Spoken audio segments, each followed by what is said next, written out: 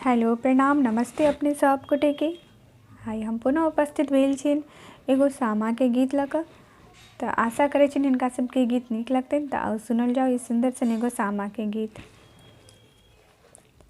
गाम के अधिकारी तो है बड़का भैया हो, गाम के अधिकारी तो है छोटका भैया हो, आहे लाल भैया हो, भैया हाथ 10 पोखरी खुनाई दिया, चंपा फूल लगाई दिया।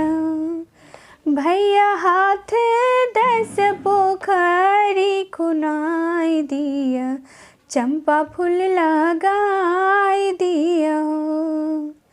गाम के अधिकारी तो है बड़का भैया हो, गाम के अधिकारी तो है छोटका भैया हो, आहे लाल भैया हो, भैया हाथ 10 पोखरी खुनाई दिया, चंपा फूल लगाई दिया हो। भैया हाथ 10 पोखरी खुनाई दिया, चंपा फूल लगाई दिया। भैया हाथ 10 पोखरी खुनाई दिया, चंपा फूल लगाई दिया। भैया लोढ़ल भौजहार गाँथू है, भौजहार गाँथू है। भैया लोढ़ल भौजहार गाँथू है, आहे हार गाँथू है, आहे से हो हार पहिर सब बहिनी, सामचके बाखेलब है। आहे से हो हार पहिर सब बहिनी, सामचके बाखेलब है। आहे से हो हार पहिर सब बहिनी, सामचके बाखेलब है। कथी बजायब बनती ते रहे, कथी ये बजायब बनती ते रहे, आहे ते रहे, आहे कथी ये बजायब राजहाँ से चके बाखेलब है। आहे कथी ये बजायब राजा हाँ से चके बाखेलब है।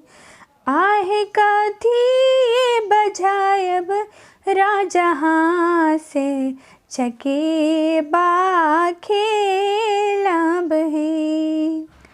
जाल बजायब बनती ते रहे, जाल बजायब बनती ते रहे, आहे ते रहे, आहे रभसी बजाए राजहाँ से चके बाखेलब है। आहे रभसी बजायब राजा हाँ से चके बाखेलब है। आहे रभसी बजायब राजा हाँ से चके बाखेलब है।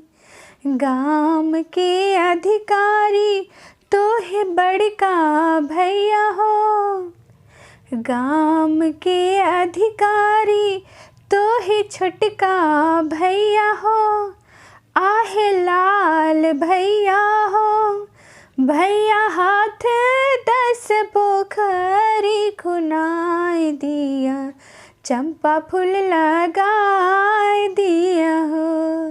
भैया हाथे 10 पोखरी खुनाए दिया, चंपा फूल लगाए दिया हो। भैया हाथे 10 पोखरी खुनाए दिया, चंपा फूल लगाए दिया हो। प्रणाम।